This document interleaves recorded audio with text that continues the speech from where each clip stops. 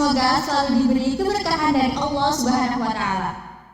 Salawat serta salam selalu kita panjatkan kepada Nabiullah Muhammad Sallallahu Alaihi Wasallam. Alhamdulillah, di bulan Ramadan ini kami dari RTV New Era akan memperkenalkan program KBM Kuat Bersama Mengaji. Pada kesempatan yang penuh berkah ini, kita akan bersama-sama membahas makna Ramadan sebagai momentum untuk memperkuat keimanan, memperbaiki diri, serta meningkatkan kedekatan kita dengan Al-Quran. Semoga melalui perbincangan ini, kita dapat saling mengingatkan dan menginspirasi untuk menjadi pribadi yang lebih baik di bulan suci ini. Hari ini, kita akan mengaji bersama Bapak Ali Akbar SPDI dengan tema pentingnya Tauhid. Semoga kita semua mendapatkan ilmu yang bermanfaat dari acara ini. Wassalamualaikum warahmatullahi wabarakatuh. Assalamualaikum warahmatullahi wabarakatuh. Alhamdulillahilladzi bi ni'matihi tatimmus shalihat.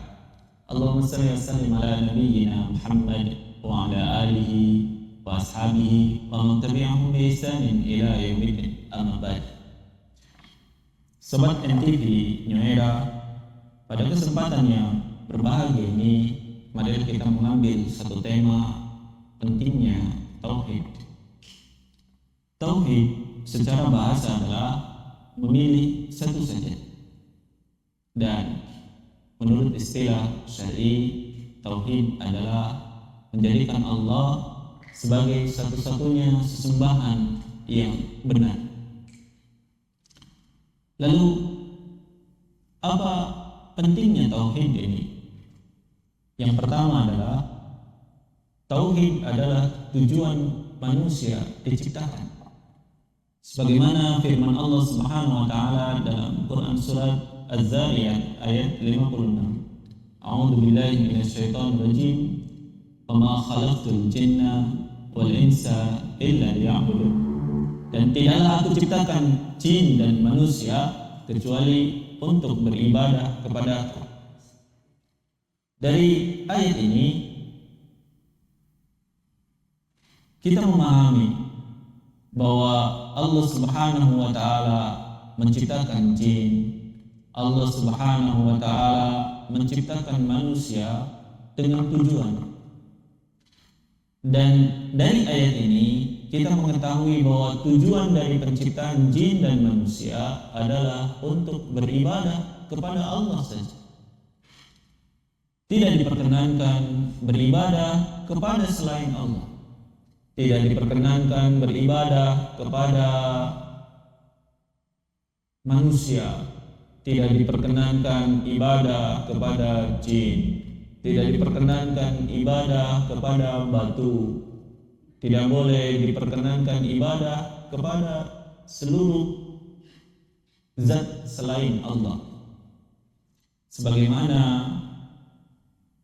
telah disebutkan dalam Quran surat Az-Zariyat ayat 56 tersebut. Sobat NTV New Era, dan pentingnya Tauhid berikutnya adalah menjadi syarat diterimanya amal kebaikan. Dalam surat Al-Kahfi ayat 110,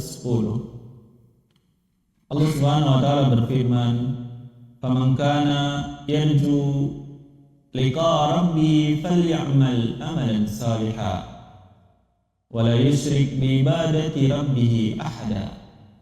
Barang siapa yang mengharapkan pertemuan dengan Rabb-Nya, maka amalkanlah amalan kebaikan dan jangan mempersekutukan Rabb-Nya dengan sesuatu apapun.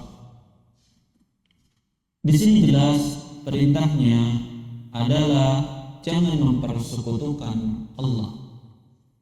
Jangan ada dalam keyakinan kita zat yang mengatur kehidupan kita selain Allah.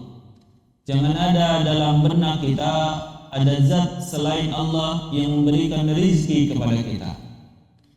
Jangan ada keyakinan di benak kita ada zat selain Allah yang mampu melindungi kita dari mara bahaya. Sobat NTV New Era,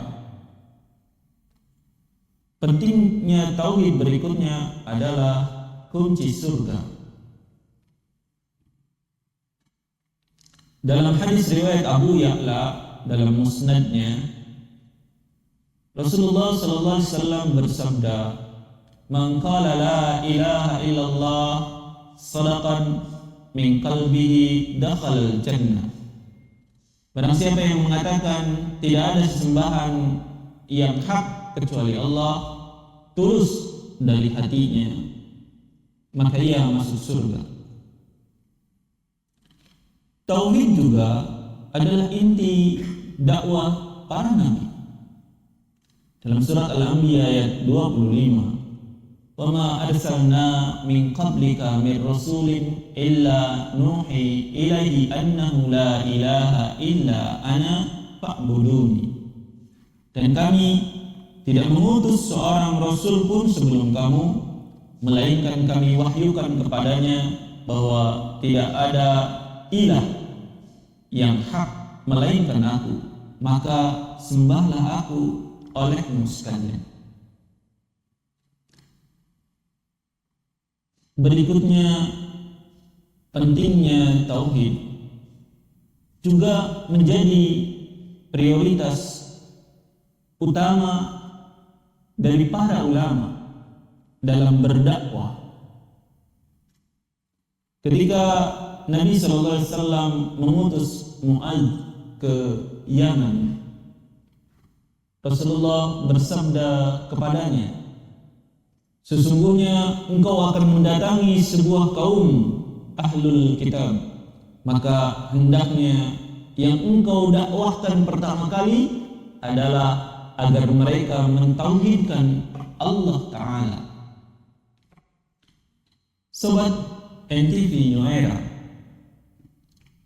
lawan dari tauhid adalah melakukan kesyirikan, yaitu menyekutukan Allah, meyakini adanya Allah tapi meyakini yang lain pula, meyakini Allah yang menciptakan alam semesta tapi meyakini yang lain pula mampu mengatur kehidupannya.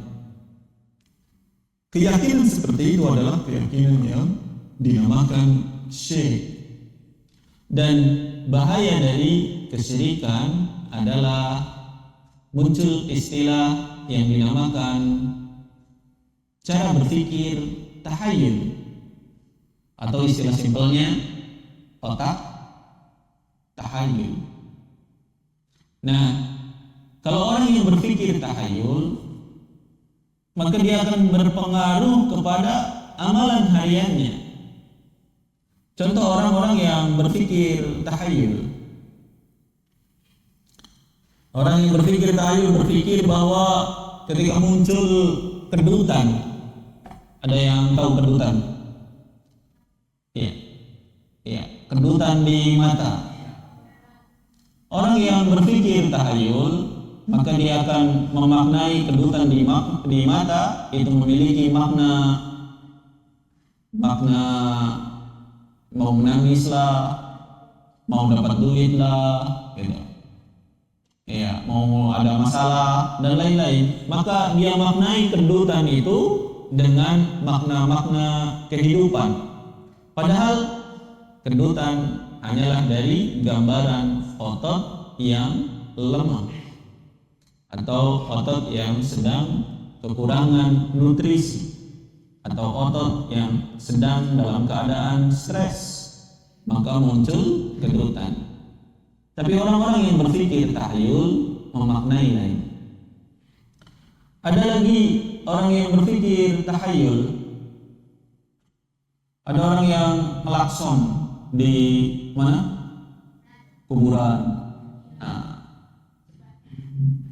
Melakson di jembatan.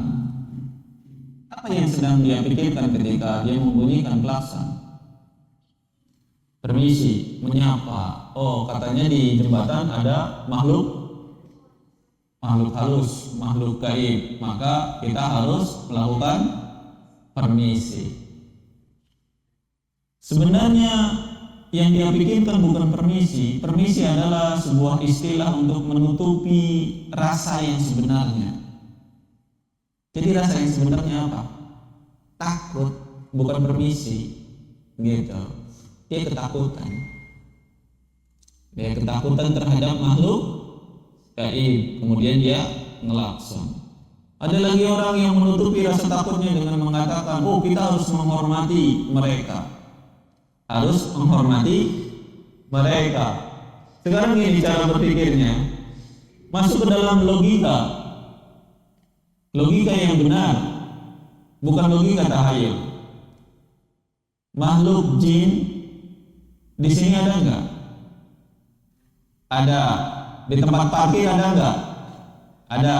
Di jalan ada enggak? Ada. Kalau di tempat parkir ada, di jalan ada, di jembatan ada, di makam ada, maka kalau dia mau konsisten dengan cara berpikirnya permisi, maka dia harus klakson terus. Ya. Sejak dia starter motornya. Karena di tempat parkir juga ada jin. Di jalan juga ada jin, maka seharusnya dia klakson terus untuk menghormati bangsa jin yang ada di tempat parkir. Dia klakson untuk menghormati bangsa jin yang ada di jalan. Dia harus klakson. Nah, kalau dia klakson dari awal sampai akhir, manusia yang lain yang berpikir.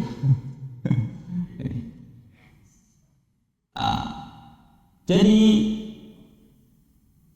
cara berpikir tahayul itu menjadikan amalan kita menjadi aneh. Amalan kita menjadi aneh. Sudahlah amalan baiknya tidak diterima karena dia masih melakukan kesyirikan, dia pun melakukan amalan-amalan yang aneh. Kemudian apa otak tahayul, efek dari otak tahayul berikutnya? Contoh dalam sisi pertanian. Dalam sisi pertanian, kalau logika yang benar, ketika gagal panen, apa yang harus dievaluasi? Satu yang harus dievaluasi apa? Benihnya benar atau tidak? Benihnya bagus atau tidak? Yang kedua, pupuknya benar atau tidak? Sesuai takarannya atau tidak? Berikutnya, obat-obatannya terhadap hamanya sudah sesuai dengan hamanya atau tidak? Itu yang dievaluasi. Nah, bagi otak tahayul berbeda. Ketika gagal panen, apa yang dia katakan? Aduh, kurang sajen. Gagal panen ya. Iya, kurang sajen tuh. Gitu. Nah, maka berbeda cara berpikir otak tahayul dengan otak logika yang benar. Yang dievaluasi beda. Nah, kemudian sisi jual beli perdagangan. Apa yang dievaluasi ketika dagangannya sepi? Yang dievaluasi adalah barangnya itu bagus atau tidak. Kedua, harganya kompetitif atau tidak. Yang ketiga, pelayanannya gimana nih? Apakah ramah atau jutek, lain-lain. Tapi orang yang berpikir otak tahayul, apa yang dia simpulkan pertama ketika dagangannya sepi? Wah, dukunnya kurang jos. Ya, dukunnya kurang jos. Begitu. Dalam dunia perikanan di laut, ya sama.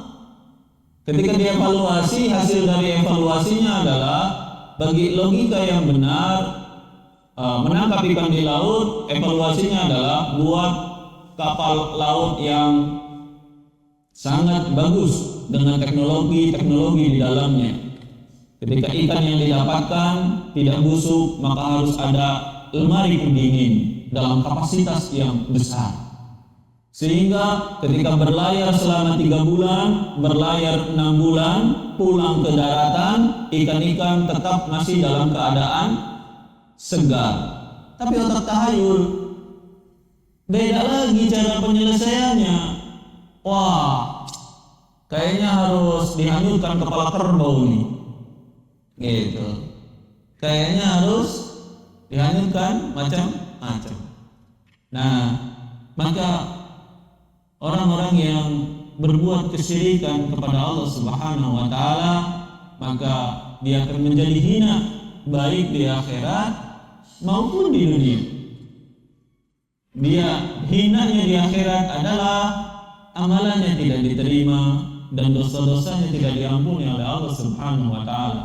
Karena Allah Subhanahu wa taala sudah mengatakan, "Inna syirka la zulmun adzim." Sesungguhnya kesyirikan adalah dosa yang sangat besar. Hina di akhirat, hina pula di dunia. Karena apa? Logika-logikanya akan berprinsip pada logika-logika tahayul. Ya, mudah-mudahan kita semua dihindarkan oleh Allah Subhanahu wa taala dari kesyirikan. Amin ya rabbal alamin. Subhanakallahumma wa bihamdika asyhadu an la ilaha illa anta astaghfiruka wa atubu ilaik. Assalamualaikum warahmatullahi wabarakatuh. Terima kasih sudah mendengarkan program KBM kami sampai akhir. Semoga pembahasan hari ini bermanfaat dan bisa menambah wawasan Sobat NTV New Era. Sampai jumpa di episode berikutnya. Take care and see you. Wassalamualaikum warahmatullahi wabarakatuh.